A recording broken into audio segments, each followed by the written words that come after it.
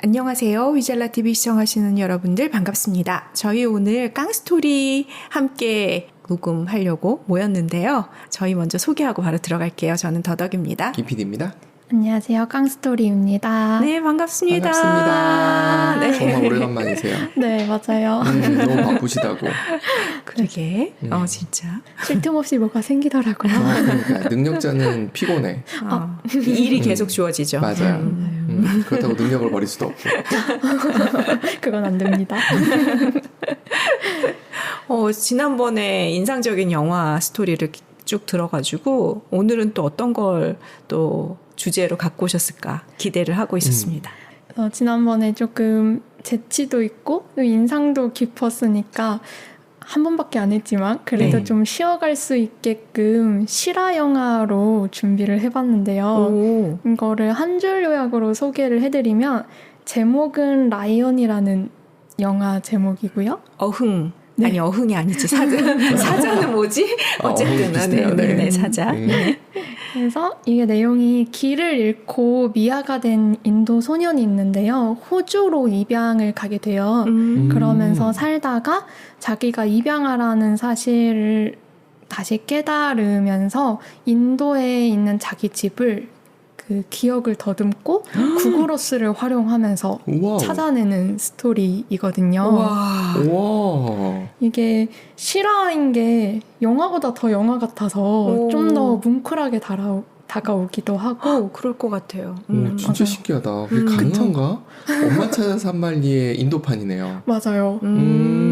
진짜 그래서 이게 영화가 바로 만들어진 건 아니고 주인공이자 실화의 그 장본인인 사루 브리얼리라는 분이 쓴 자전적 논픽션 책이라고 해야 될까요? 네, 어롱 웨이 홈이라는 책을 바탕으로 제작이 됐고요.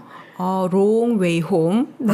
네네. 그래서 영화를 보다 보면 그 배우분들이 연기도 너무 잘하시고 음악 효과도 좋고 그리고 감독분이 영화에 애정을 가지고 있고 이 주인공에 대한 애정이 따뜻하다라는 걸 느낄 수 있는 게 풍경들을 굉장히 따뜻하게 담아놨어요. 그래서 이 영화가 입양에 대한 문제라든지 그러니까 현실적으로 입양 가족들이 겪게 되는 문제들 그리고 인도의 여러 가지 사회적 문제들을 담고 있는데 그거를 너무 무겁지도 않게 그렇지만 또 가볍지도 않게 적정한 무게감으로 이렇게 따뜻한 시선에서 보여주거든요. 그래서 그런지 상도 굉장히 많이 탔고 한 번쯤 여러분들도 같이 힐링 받으면 좋겠다 싶어서 들고 와봤습니다. 와, 그 유명한 영화를 우리가 못 봤네요. 어디에서 어느 나라에서 만든 영화예요? 이게 호주하고 미국에서 합작으로 했고요. 실제 개봉은 호주에서 먼저 한 걸로 알고 있어요. 제가 여쭤봤던 이유는 인도 영화면 또 춤을 출까봐. 그렇진 않습니다. 발리우드. 그거는 다른 종류의 힐링이어서. 그렇죠. 맞아. 그게 주는 힐링이 있죠. 그렇죠. 오늘은 잔잔한 힐링으로 네. 소개해드리려고 하고요. 저는 이 영화가 더 좋았던 게 제가 그 팝 가수 중에 시아를 정말 좋아하는데 시아 노래 중에 Never Give Up이라는 노래가 있거든요. 그래서 저는 그 노래가 이 영화의 삽입곡인지를 모르고 먼저 좋아했어요. 듣고. 근데 이 영화를 보고 났더니 마지막에 이 노래가 나오더라고요. 그래서 삽입곡이었어? 이러면서 좀 더 애정이 가는 영화가 됐었거든요. 그래서 마지막에 나오는 영화도 같이 즐겨주시면 좋을 것 같습니다. 네. 음악까지 추천을 해주셨다. 네. 그래서 이 영화를 이제 좀 자세하게 풀어보면요. 처음에 영화를 시작하자마자 여러분은 눈이 정말 사슴처럼 맑고 크고 예쁜 사루라는 5살짜리 소년을 만나게 돼요. 그리고 곧바로 좀 많이 마르고 왜소하지만 동생을 굉장히 잘 챙기는 다정한 형 굿두를 같이 만나게 됩니다. 그래서 이 두 소년이 손잡고 향하는 곳이 있는데 석탄이 가득 실린 기차예요. 근데 이 아이들이 뭘 하나 보면 갑자기 석탄 소리를 하거든요. 근데 그 예전 우리나라 뭐 참외서리, 수박서리 하는 것처럼 아이들의 장난이라고 볼 수도 있는데 보면은 좀 경찰 같은 사람이 위험하니까 내려오라고도 하고 그런 장면들이 나와요. 그러니까 목숨을 약간 걸고 이 석탄서리를 하고 있는 건데 왜 그런지 보면 이 아이들이 굉장히 빈민층 아이들인 거예요. 너무 힘드니까 생계를 위해서 그 석탄을 목숨 걸고 팔아야지 그마저도 굉장히 작은 양의 우유 2봉지를 살 수 있는 돈을 받게 되는 거거든요.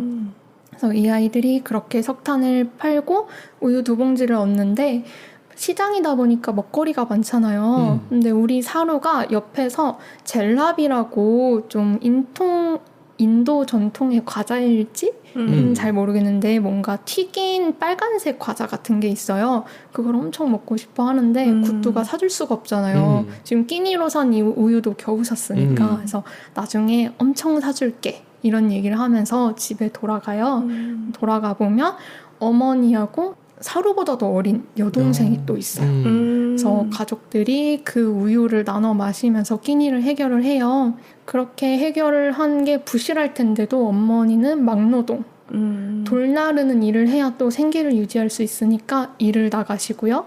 형 굿두도 일주일 정도 돈을 벌겠다면서 나가는데 사루가 여동생만 보고 있기는 힘들 거잖아요. 그리고 형이랑 애착 관계도 잘 형성이 돼 있는 것 같아요. 그래서 나도 형 따라가고 싶다고 막 떼를 쓰다가 형이 못 이겨서 같이 가요. 그래서 열차를 타자마자 바닥을 쓸면서 떨어진 돈이 없는지 막 확인도 하고요. 그리고 좀 멀지 않은 역에서 내려요. 근데 아이니까 밤이 돼버렸는데 잠을 이기지 못하는 거예요. 그래서 형이 내가 괜히 데려왔지. 여기서 자고 있어. 대신 어디 가면 안 돼? 라고 신신당부를 하고 떠납니다. 그리고 귀가 보이네. 네. 그래서 사루가 눈을 딱 떴는데 아무도 없고 플랫폼에 형도 안 보여요.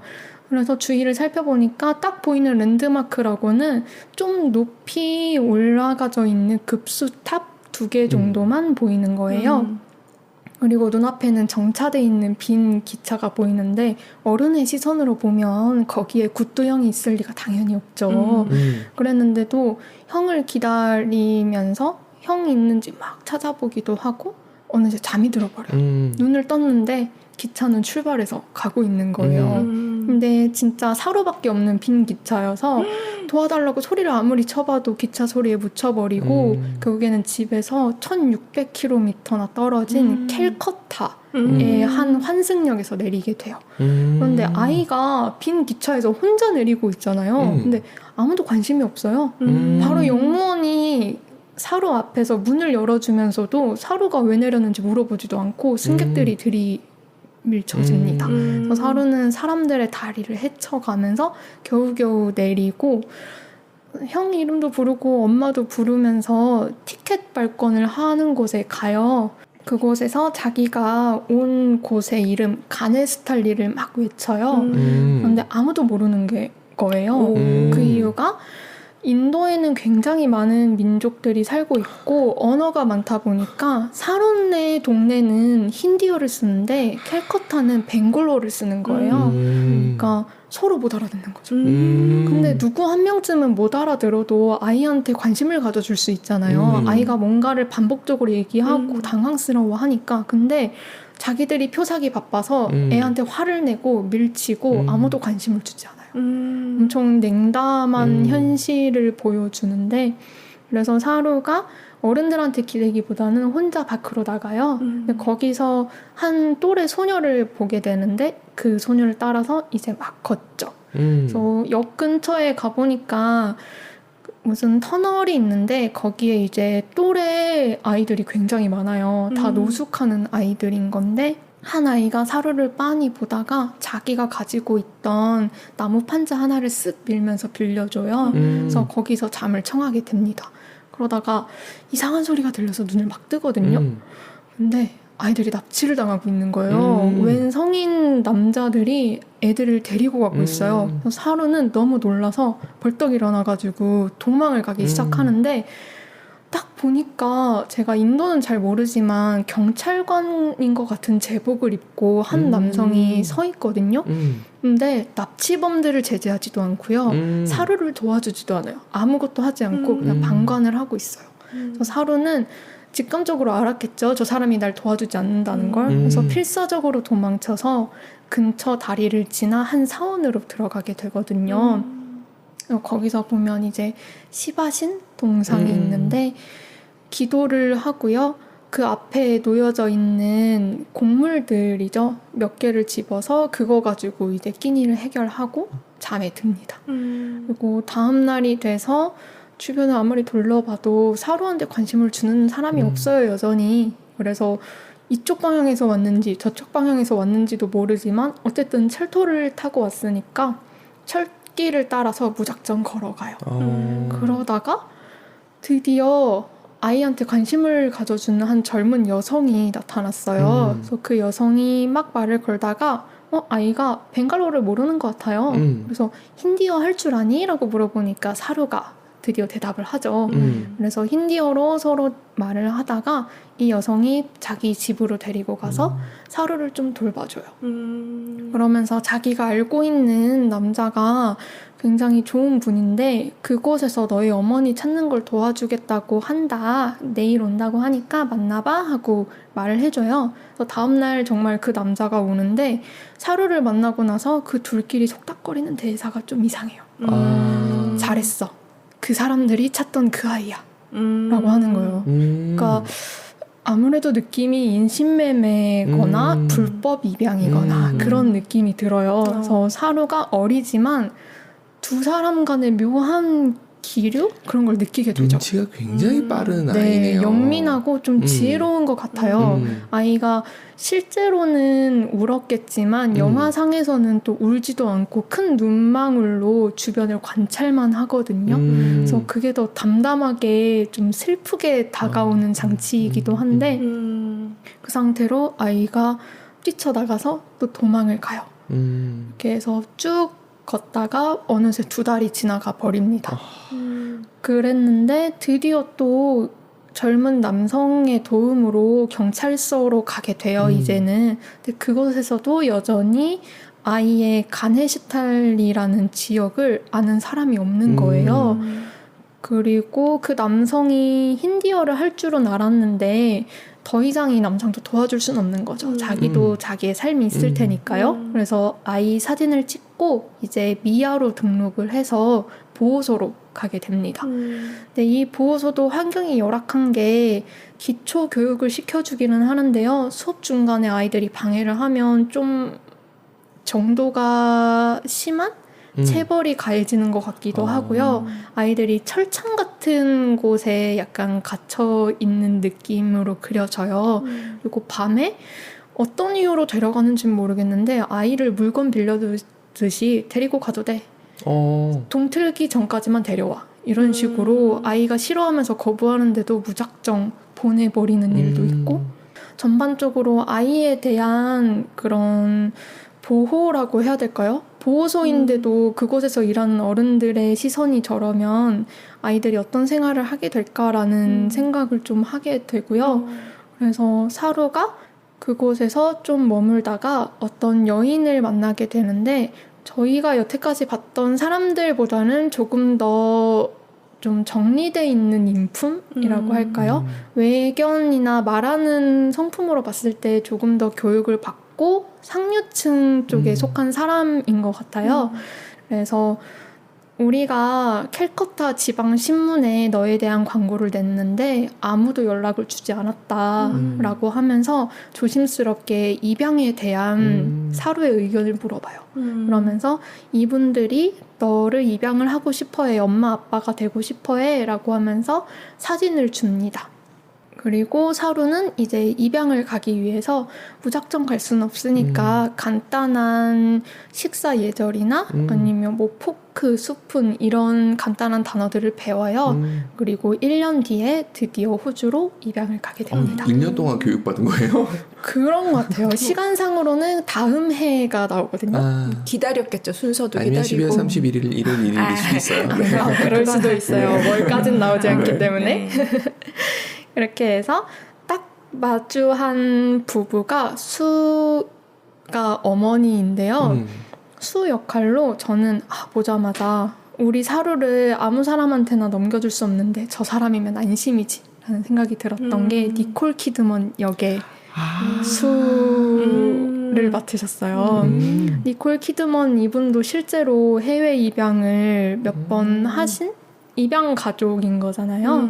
그래서 보자마자 안심도 되고 더 영화에 빠져들 수 있는 장치로 좀 역할이 되더라고요. 그래서 그 가정이 처음에 3명이 어색하죠. 어른들도 아이가 처음 왔으니까 이 아이가 어떻게 반응할지 몰라서 좀 어색해하면서 대하기도 하는데 시간이 지나면서 점점 서로 동화가 돼요.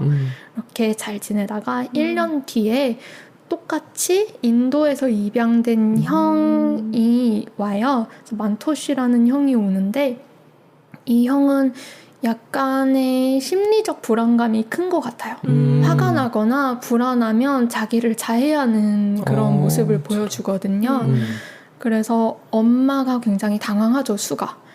이 정도일 줄 몰랐거나 아니면 이럴 거라는 얘기를 못 들었을 수도 있을 것 같아요. 영화상에서는 자세하게 나오지 않는데 조금 힘들어 하는데 1년 동안 애착 관계가 형성이 잘 된 거를 보여주는 게 엄마라고 스스럼 없이 부르면서 사루가 엄마를 딱 안아주고 위로를 해주는 장면이 나와요. 그래서 이 가정은 화목하게 잘 흘러가겠구나라는 걸 보여주면서 시간은 훌쩍 흘러 25년 뒤에 30살이 된 사루를 보여줍니다. 그래서 사루는 이제 호텔 경영 쪽으로 마음을 두고 있나 봐요. 그래서 집을 떠나서 대학원 생활을 하기 위해서 떠납니다.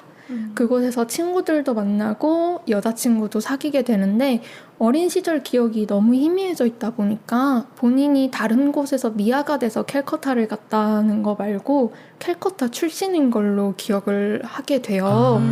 그러다가 인도 친구들하고 친해져서 그 집에 초대를 받게 되는데 너무 오래전이기 때문에 인도 문화가 익숙하지 않은 거예요. 그래서 난과 커리를 손으로 먹어야 되는데 그걸 어떻게 먹는지도 모르겠고 되게 어색해 하다가 부엌을 들어갔어요. 근데 부엌에 들어가니까 젤라비가 놓여 있더라고요. 그게 기폭제 역할을 하게 돼요. 트리거가 딱 돼서 형이 문득 떠오르고 형과 했던 그 놀이들 그런 것들이 떠오르면서 내가 캘커타 출신이 아니구나.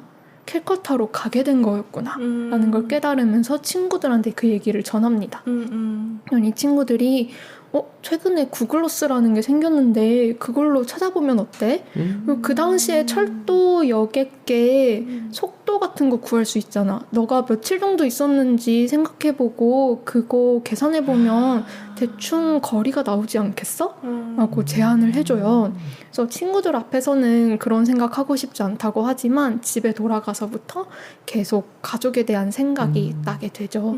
그래서 이제 본격적으로 가족을 찾는 일에 몰두하게 되는데요. 쉽지가 않죠. 인도가 워낙 넓잖아요. 그래서 기억상으로 커플 오브 데이즈라고 하거든요. 그러니까 못해도 최소 2-3일 정도 그 기차 안에 있었다는 얘기인데 인도에서 2-3일이면 심지어 좌우 어디서 왔는지도 몰라요. 그리고 캘커타의 그 역이 환승역이었기 때문에 철도 노선도 많죠.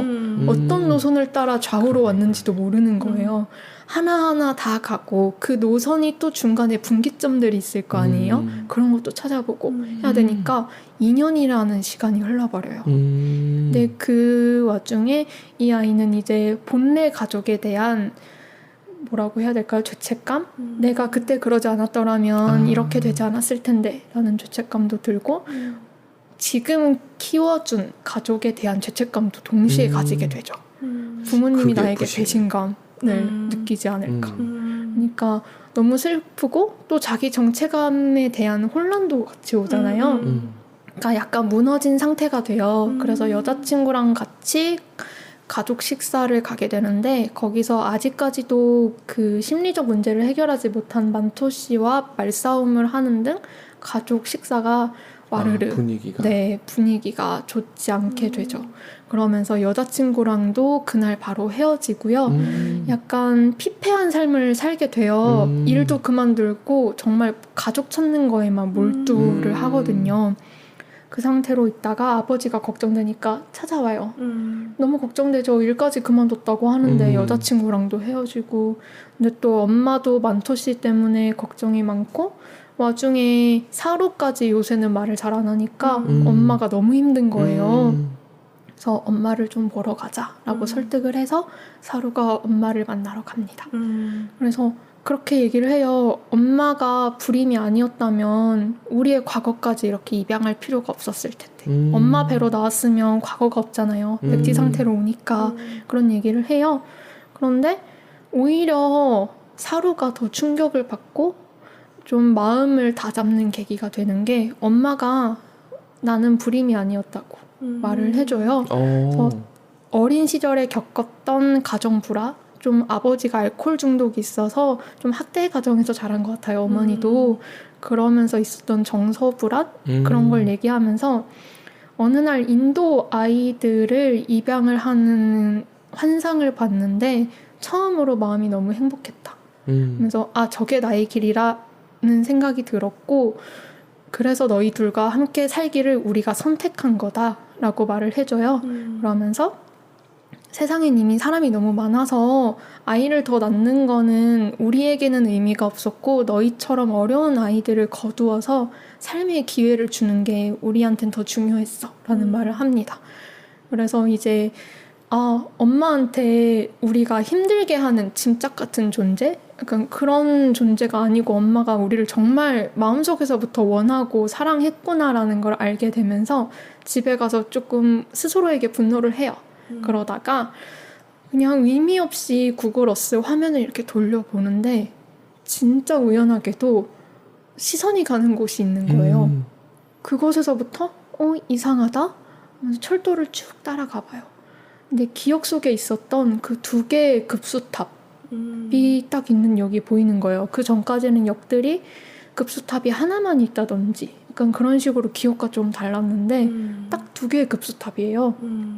그 근처를 쑥 훑어보니까 형이랑 같이 놀았던 것 같은 강가, 뛰었던 것 같은 길들, 그리고 형이랑 우유를 팔았던 그 시장 이런 것들이 보이는 거예요. 그러니까 2년 동안 얼마나 수없이 복기를 했겠어요, 자기 기억을. 그러니까 그 길들이 일부 기억들은 너무 선명해진 거예요. 그래서 길을 쭉 따라서 가봅니다. 한 마을이 나오는데 가네스 탈라이라는 이름이 나와요. 사루가 그렇게 외쳤던 가네스탈리. 그러니까 철자를 잘못 발음하고 있었던 거죠. 아이니까. 그러네. 네, 우리 빈민층이라서 어머니도 글자를 쓸 줄 몰랐어요. 당연히 5살짜리 사루도 글자를 배운 적이 없겠죠. 들리는 대로 발음을 하니까 가네스탈라이가 가네스탈리가 된 거죠. 그렇게 해서 여기구나 하면서 마을을 또 따라 들어가 봐요. 내가 이 집에서는 이렇게 골목을 꺾어서 이렇게 들어갔어. 그런 걸 찾아가면서 집을 발견을 합니다. 그래서 이제 가족한테 돌아가서 말을 해요. 엄마가 나한테 배신감을 느낄 것 같아서 말을 하지 못했다 하는데 엄마가 오히려 안아주면서 그렇지 않다고 엄마가 거기에 여전히 그대로 계시길 빌어 라고 하면서 응원을 해줘요. 그래서 가족들과 여자친구의 응원을 받으면서 인도로 떠납니다. 이렇게 해서 바로 찾아가요. 찾아가는데 정말 계속 추억 속으로 회상했던 그 길을 걷는 거예요. 변함이 거의 없었어요. 그동안. 25년 동안. 네. 시골 동네이고 아직 발전이 되지 않다 보니까 거의 그대로 남아있는 거죠. 그래서 꿈으로만 떠올렸던 그 길들을 실제로 천천히 밟아가면서 집을 찾아요. 그리고 눈앞에 딱 그 집이 드디어 당도하게 돼요. 그래서 들어갔는데 너무 참담하게도 염소가 한 마리 딱 있는 마구간 같이 사용이 되고 있었어요. 집이 아무도 없는 거죠. 얼마나 마음이 무너져 내리겠어요. 그래서 슬퍼하고 분노를 하고 있는데 한 마을 주민이 찾아와요. 근데 그분이 다행하게도 영어를 사용을 할 줄 알더라고요. 그래서 사루가 내가 사루라는 아이고 어렸을 적엔 이렇게 생겼었어요. 그래서 우리 엄마랑 형 굿두 그리고 동생을 찾고 있다 라고 하니까 남자분이 표정이 굉장히 묘해요. 그래서 아무 말도 하지 않고서는 약간 화난 것 같기도 한 표정으로 그냥 지나쳐서 가버려요. 그러더니 잠시 후에 돌아와서는 일단 그냥 따라와 보라고 해요. 그래서 따라서 걷는데 저 멀리서 한 무리의 사람들이 걸어오는데 딱 봐도 어머니인 것 같은 분이 있는 거예요. 그래서 갑니다. 그래서 둘이 드디어 만나게 되고요. 옆에는 어느새 장성한 예쁜 여동생이 함께 서 있고 서로 말이 통하진 않아요. 왜냐면 너무 어렸을 적이라 예전에는 벵갈어를 못 알아들었던 것처럼 이제는 힌디어를 알아들을 수가 없는 거예요. 근데 그럼에도 불구하고 서로의 표정, 행동 그런 걸 가지고 서로 막 느끼면서 서로의 언어로 대화를 해요. 꼭 그런 상태에서 대화를 하고 자기 추억 속의 길들을 다시 한번 쭉 둘러보다가 어머니한테 전화를 겁니다. 그래서 부모님께 전화를 걸어서 어머니를 찾았지만 엄마의 의미가 나한테 변하지 않는다 하고 엄마한테 말을 해주고요. 여전히 부모님을 사랑한다. 그리고 나의 본 어머니도 두 분이 나의 가족임을 알고 있고 두 분께 감사하다는 말을 전한다 라고 하면서 집으로 돌아가기 전에 형과 쭉 걸었던 철길로 다시 향해요. 그러면서 과거 일이 떠오르면서 어린 사루와 형을 보여주면서 끝나게 됩니다. 근데 굿두 얘기가 나오질 않잖아요. 근데 굿두는 사루가 빈 열차를 타고 떠났던 그날 근처에서 역에 기차에 치여서 사망했다고 해요. 아이고. 그래서 어머니는 큰아들도 찾고 작은아들도 없어졌으니까 몇 날 며칠을 찾았대요. 근데 큰아들 소식은 계속 찾다가 한 일주일쯤 후에 근처 경찰에 의해서 사망했다는 소식을 알게 되고요. 아들은 아무리 사루는 찾아봐도 언어가 다른 캘커타에 있었던 데다가 어머니가 언어를 모르니까 신문을 봐야 된다는 필요성을 모르잖아요. 그러니까 당연히 볼 수도 없었고 지역이 이미 차이가 났기 때문에 소식이 전해지지 않은 것 같아요. 그러니까 찾았지만 찾을 수 없었고 아이가 돌아올 거란 희망 때문에 그 지역에 그대로 머물면서 살고 계셨다고 해요. 그런데 여기서 놀라운 게 사루가 본인의 지역 이름을 잘못 알고 있었잖아요. 마찬가지로 자기 이름도 잘못 발음하고 있었어요. 실제로는 사루가 아니라 쉐루인데 쉐루가 인도어로 라이언, 사자라는 뜻을 가지고 있다고 합니다. 그래서 제목이 그렇구나. 네. 그래, 아이들이 발음을 그 좀 이상하게 하지. 맞아요. 혀 짧은 소리 같은 거 많이 하니까 그럴 수 있겠네요. 그리고 좀 생소한 언어로 기억을 하다 보면 사루, 쉐루 좀 비슷하잖아요. 제가 듣기에도 사루라고 하니까 그냥 들리게 사루라고 들렸는데 또 인식하면서 보면 쉐루라고 들리는 것 같기도 하더라고요. 이렇게 보여주면서 가슴 뭉클하게 해피엔딩으로 끝나는 영화인데요. 이게 가슴 뭉클함이 계속 이어지는 게 실제로 어머니 수와 친어머니가 만나는 실제 영상도 틀어주고요. 자막들이 이렇게 올라오면서 인도의 현실에 관한 것도 조금 알려줘요. 그러면서 그 감정선을 끝까지 놓지 않게끔 해주는데 또 이 영화가 아까 말씀드렸듯이 감독이 따뜻한 시선으로 그려낸 것 같다라고 했어요. 그런데 배우분들도 이 작품에 애정이 참 깊었나 봐요. 그래서 사루 역할을 맡았던 그 성인 배우분은 직접 인도에 찾아가 보기도 하고 기차도 타고 사루가 있었던 보호소에도 방문을 하는 등 진짜 공부를 열심히 했다고 해요. 사루에 대해서 이해하려고. 인도 분이실 거 아니에요?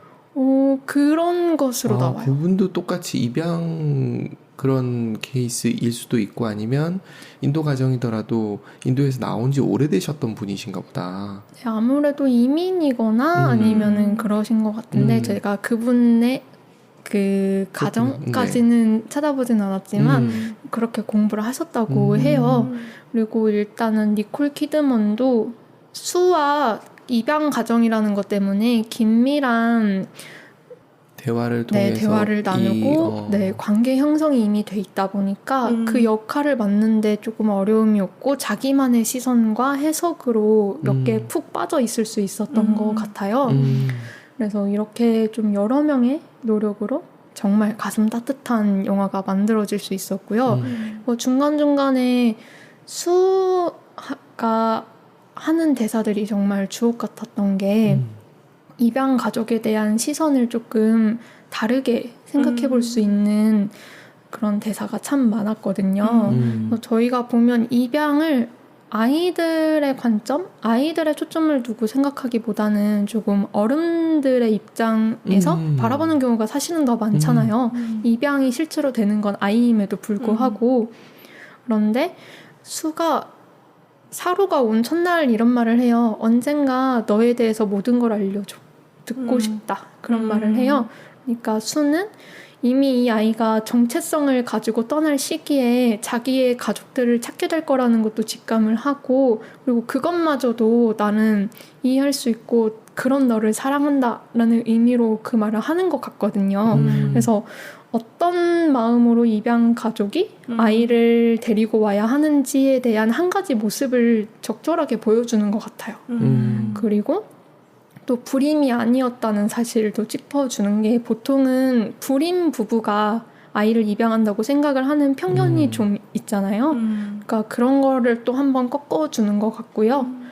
그리고 제가 공교롭게도 최근에 사회복지학 과목들을 개발을 하면서 청소년복지랑 아동복지에 대한 교환 자료들을 조금 많이 만들었거든요. 거기에 보면 입양 원칙에 물론 불임 부부나 아니면 필요에 의해서 아이를 입양하는 부부에 대한 원칙과 긍정성이 나오지만, 아이에 대한 원칙이 확고하게 입양은 아이가 행복하고 건강하게 살아갈 권리를 줄 수 있도록 해야 한다라는 원칙이 분명하게 명기가 되어 있더라고요. 그러니까 전체적으로 영화 자체도 한 사람의 일대기이기 때문에 입양된 사루의 입장에서 보여지는 게 좀 많아요. 그러니까 입양 아동은 어떤 식으로 생각을 하고 자기 부모를 찾아가는 게 정체성을 찾기 위한 것뿐이지 지금 가족이 싫어서나 본 가족으로 돌아가기 위해서가 아님을 보여주는 그런 역할도 크게 해주고 있는 것 같더라고요. 그래서 입양에 대해서 우리의 시선도 조금 다시 돌아볼 수 있는 영화가 될 수도 있고, 중간중간에 자막으로 인도에서는 8만 명의 아이들이 매년 실종된다는 자막이 또 떠요. 그리고 전체적으로 좀 부패한 경찰이나 그 보호소 직원들, 그리고 아동에 대한 낮은 인식, 그런 것들이 보여주잖아요. 그래서 그런 걸 보면서 아동 인권이라든지 아니면 아동 착취, 그리고 인신매매, 아동 납치, 이런 문제들에 대해서도 한 번씩 생각해 볼 수 있게끔 해주는데, 그리고 중간중간에 제가 생략은 했지만 사루가 길을 굉장히 오랫동안 걸으면서 떠돌게 되고, 그러면은 조금 더러운 물이나 고여있는 물에서 생활을 하는 조금 저소득층 가족들의 모습을 많이 보여줘요. 근데 그거와 반대로 또 깨끗한 도시, 좋은 음식을 먹는 사람들, 그리고 어린아이인 것 같은데 조금 부유한 집안의 어린아이인가 봐요. 아이가 죽음을 일찍 당해서 장례 행렬인데 굉장히 좋은 옷을 입고 꽃이 이렇게 주변에 둘러진 상태로 장례 행렬이 가는 걸 보여줘요. 근데 이런 걸 보면 빈부격차가 굉장히 심하다는 거. 아직까지도 카스트 제도가 많이 해소가 되곤 있다곤 하지만 남아있고, 특히나 빈민 지역 아니면 시골 지역으로 갈수록 그게 아직도 굉장히 심하다고 해요. 그래서 그 사람들이 천막에서 사는 사람들도 있고, 또 부 자체가 세습되고 가난도 세습되고, 부가 거의 완전히 몰려 있어서 제가 최근 자료를 본 거에 따르면 중산층이 6,600만 명인데 저소득층이 11억 명이라고요. 차이가 너무 나죠. 원래는 중산층이 더 가운데서 많이 두꺼워야죠. 받쳐줘야 되잖아요. 근데 저소득층이 11억 명이고 극빈층이 전체 인구의 40%를 아이고. 차지한다고 합니다. 그러니까 너무나 몰려있기 때문에 그래서 사루의 어머니가 막노동을 하고 언어도 배울 수 없었고 그런 일을 하는데도 생계는 전혀 나아지지 않고 그런 것들을 여실하게 보여주면서 이게 사루가 80년도 중반에 그런 사건을 겪고 입양이 됐지만 지금의 인도도 그와 많이 바뀌었는가라는 것을 생각해 봤을 때 물론 개선된 부분도 있지만 크게 달라지지 않은 부분들도 있거든요. 그래서 우리가 우리 국가 내부의 아동에 대한 문제도 좀 생각해보고 인도의 현실에 대해서도 조금 생각해볼 수 있는 시간을 가지는 영화가 될 것 같아요. 그래서 여러분이 힐링을 하고 싶을 때 보셔도 좋고 보신 다음에 주변 분들이랑 입양과 아동 그리고 인도의 문제에 대해서 어떻게 생각하는지 같이 나눠보는 시간 가지셔도 참 좋을 것 같은 영화입니다. 너무 좋을 것 같아요. 저도 기대가 됩니다. 역사 전공하신 분들이랑 같이 공부를 하면 이야기를 하면 결론이 뭔지 아세요? 토론이에요. 저는 좋거든요. 네. 근데 그런 이야기를 나눌 수 있는 분들이 많았으면 좋겠다라는 생각은 저도 합니다. 맞습니다. 해야지 더 좋아지니까요. 저는 추천해 주시는 영화가 너무 좋아가지고 꼭 봐야겠다 싶기도 하고 앞으로도 어떤 걸 갖고 오실까 막 기대도 되고 그렇습니다. 네. 네. 앞으로도 제가 좋은 영화 계속 가지고 오도록 하고요. 그러면서 또 저의 뭐라고 해야 되죠?